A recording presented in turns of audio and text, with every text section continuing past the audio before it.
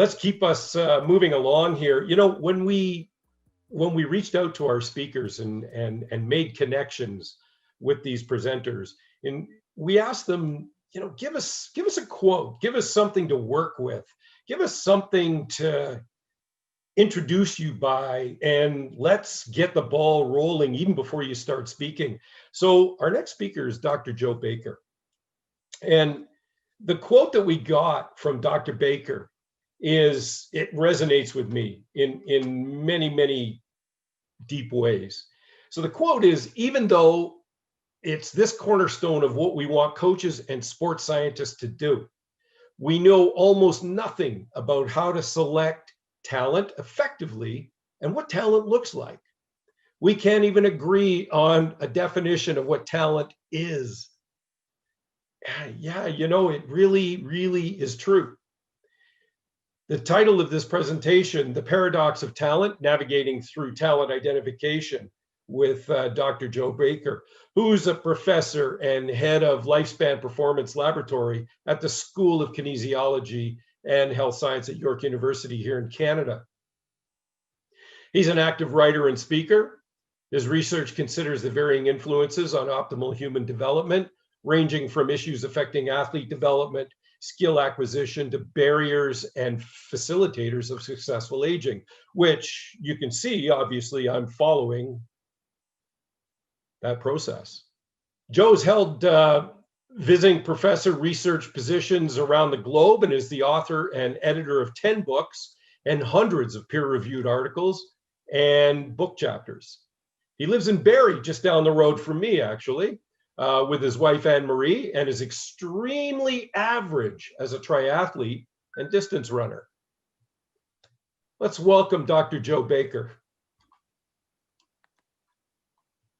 Great, thanks. Thanks for that introduction. I'm really happy to be here and excited to talk about our research program. So I'm a researcher at York University, as Wayne mentioned there. For the past 20 years, my research programs looked at athlete development, and what I'd like to talk about today is this barrier that we keep bashing against around this notion of talent. And I think that quote, and I can't remember where I said it, but it's one that seems to capture where our thinking is at these days. That when we put people in a room and we ask them to, you know, tell me what talent is, the number of people in the room and the number of different definitions we get are almost always the same, which means we have a problem, because the notion of talent is fundamental to the way that we think about sport. It's fundamental to the way that we've organized our society, our education programs. It affects the way we interact with people. It affects the way we think about our kids. It affects the way that we enter relationships. For us that work in sport, whether that's recreational sport or high performance sport, it's fundamental to the way that we've structured athlete development. And you could be forgiven for thinking that we should know a lot about this concept, given how important it is to the way that we've built our social systems. But if you actually look at the evidence, it's a relatively new concept for us. So this is from a systematic review that we did that was published this year that looked at the past 30 years of research on the notion of talent in sport. And you can see here that, well, clearly the interest in this topic is increasing. But for those of you who can't see the scale here on the x-axis, this red arrow is at the year 2000. And so that inflection point of where that increased interest is happening is relatively recent from a research standpoint. So what all this complicated discussion to say is, this is a relatively new concept for us. The notion of talent and its fundamental basis for the way that we structure sport programs is happened more by accident than by design. And we know that because we haven't had the time to explore the implications of this concept for policy and for athlete development. And that's going to be really important as we move through the discussion today. So What's really important is for people to recognize that I'm going to come at this question from a scientific standpoint, and I really need to be just one voice in the room. We need to have the voice of practitioners like yourselves, the coaches, policymakers, parents, all those people need to be part of this conversation, because I can look at it from the outside and say, well, here's what the science would suggest, but we need people who are on the inside to push back. And I'm really here to get pushed around today. So if there's anything that I'm saying that doesn't fit with your experience, or that you don't agree with, or that you want more information about, please get that into the chat, get that into the Q&A. My contact information is going to be provided at the end. This is an area that my research lab and I love to discuss, and we really want to be a resource for coaches when they have questions. For us, the philosophy or the principle of talent identification should make sense, right? We take people who are at the far right-hand side of a normal distribution on some kind of task of interest or of importance. We choose those people to move on in our system.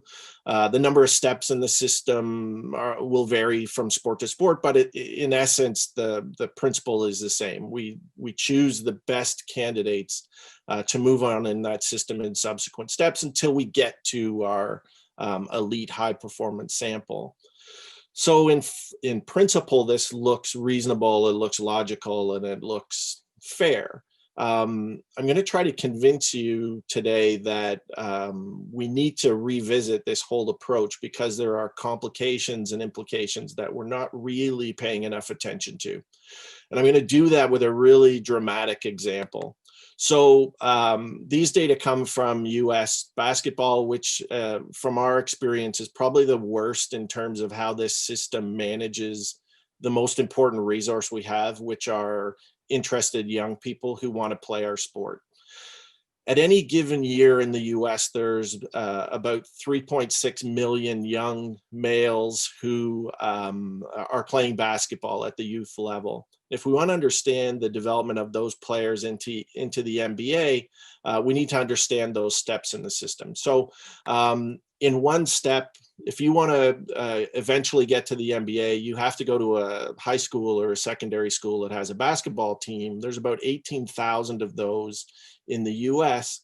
But in that single step, we've lost 85% of our original sample that are playing at the youth level, right? We get down to about just over 500,000 participants playing at the high school level in a single step in our selection system. From there, if you want to continue your basketball development, you almost always have to go to a Division I college program in the States. There's only about 350 of those Division I programs that have basketball teams. And now in 2 selection steps, we've eliminated 99.5% of our original sample that we started with.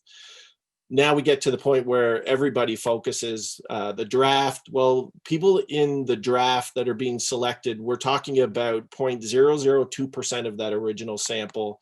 Of those who go on to play even a single game in the NBA, we're talking about 0.001%. So scientists and coaches and trainers spend a lot of time with these last 2 selection steps, but the majority of the cost in our system is happening much, much earlier, and we don't really pay much attention to that. We did some analyses during our pandemic time that we could sort of explore these kinds of things, and we calculated that the odds of a pre-high school player making it to the NBA is 1 in 70,000. That's not a scary number if we're really confident that we're identifying that one needle in the haystack or that one diamond in the rough amongst the 70,000 youth players. But the research that we've done in the last 10 years really emphasizes that we're not very good at identifying that single person out of the 70,000. We are clearly not as good at identifying talent as we think we are. Why is that? That's the next logical question. For us, the first thing, as a scientist, I think we have to turn the mirror around and and look at ourselves. And the reason we think that there's a lack of understanding here is because the scientific community hasn't done their job as well as they could. There's a lack of theory, there's a lack of comprehensive models to understand this concept. One of the reasons we get 12 different definitions of what talent is when we ask 12 different people is because scientists haven't done a good enough job describing what they're talking about.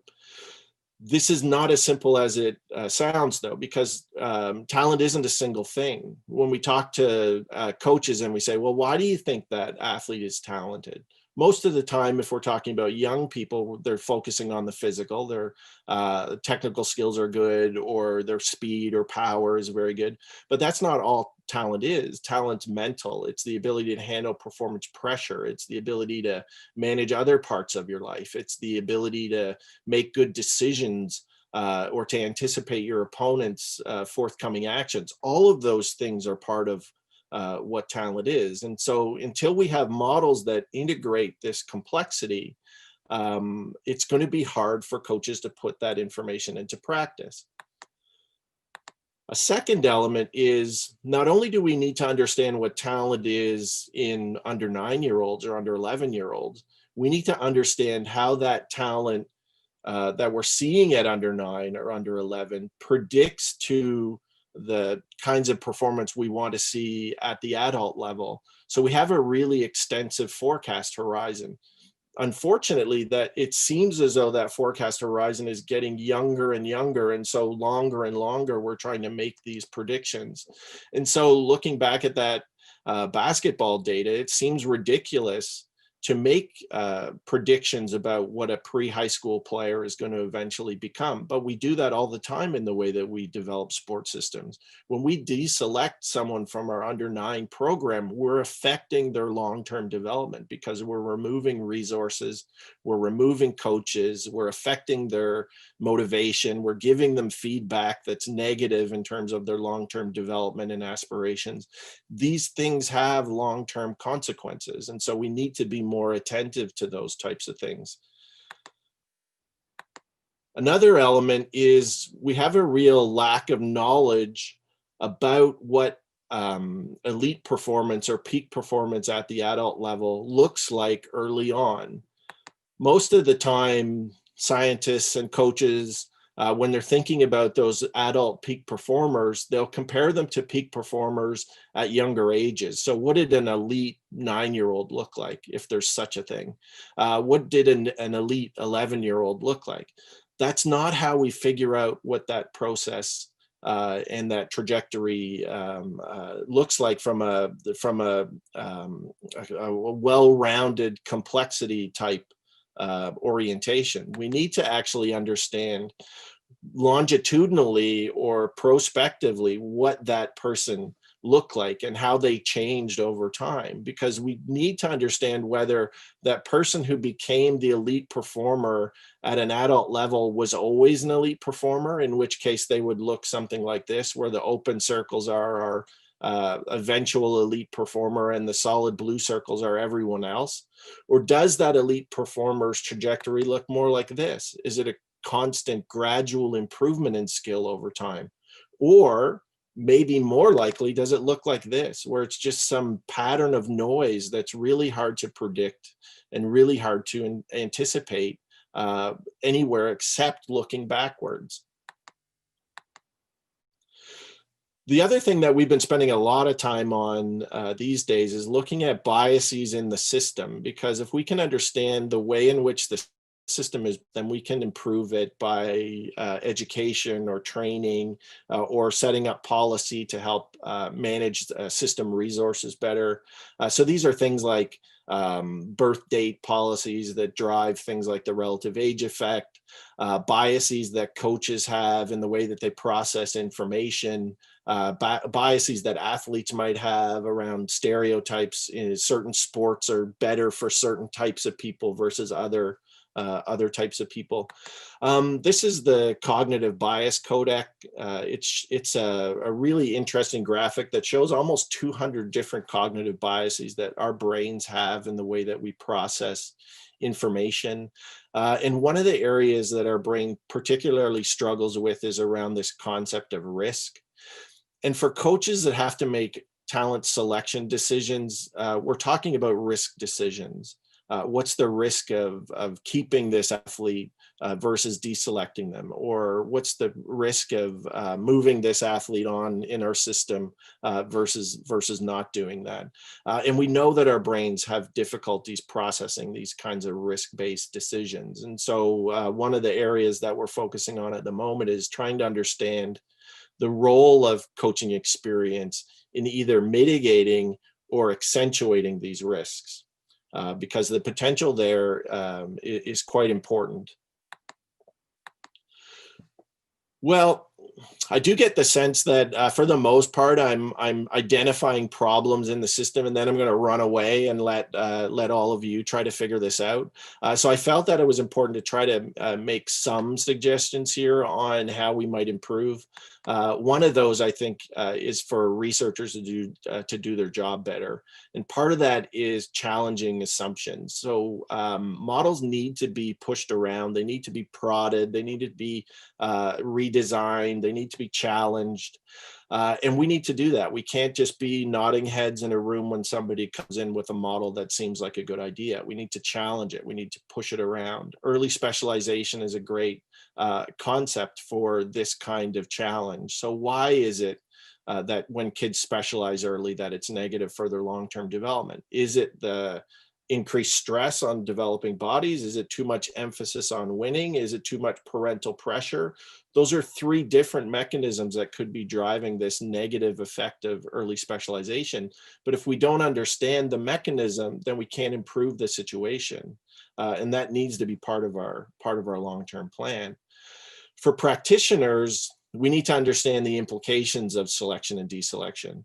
More critically, we need to understand that this is not a binary. This is, for most coaches looking at this, this is not a yes or a no decision. It's not clear who's a clear yes with talent and who's a clear no without. There's a massive number of people in the middle that we're unsure about, that we're unclear in terms of evaluating them with something that has long-term implications. And so we need to spend a lot more time trying to understand how we do a better job with the maybes. We have a system right now that really focuses on the yeses and the nos, but they'll take care of themselves. The way that our species is wired is to drive ourselves in activities where we get positive feedback in terms of our competence. People who have clear talent, they're not at danger of leaving your system. They're going to stay because they're achieving things that are driving high levels of competence motivation. The flip side of that is people who aren't getting that, they will leave. The clear no's will leave your system. And so more as coaches, our job needs to be more, how do we balance and how do we nurture all of these maybes that could end up being stronger performers later on in our long-term athlete development pathway.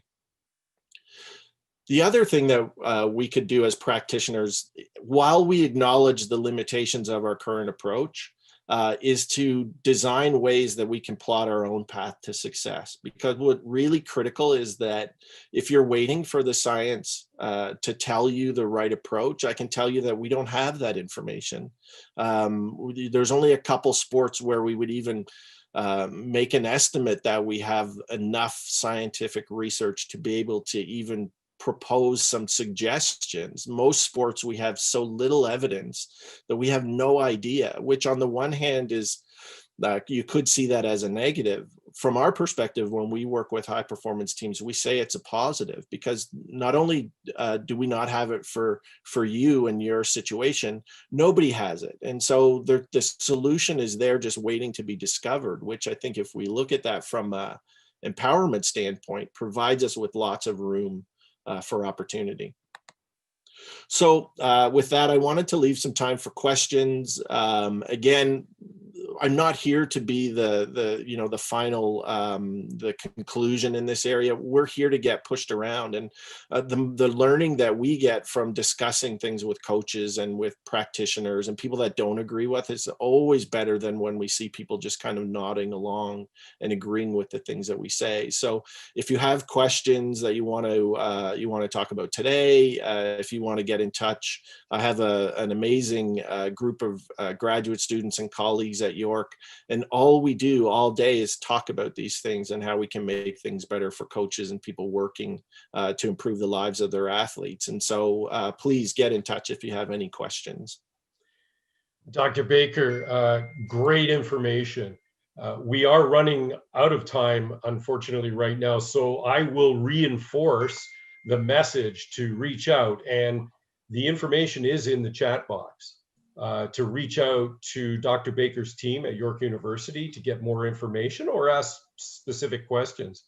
It was really interesting that you touched on or even mentioned 9U, 11U athletes. And this is where we're going in year-round programs right now, which are heavily influenced by the parents that put their children into these programs with visions of grandeur, but not really a lot of information to work with. So your work in this area is so valuable. And hopefully, coaches, we can start spreading the word about talent identification and what it really means and what the projectability is in the long term here. So Dr. Baker, thank you very much for this information. Thanks, We're getting lit up here by questions, and unfortunately we don't have time. So I do encourage coaches, reach out to Dr. Baker and his team at York University.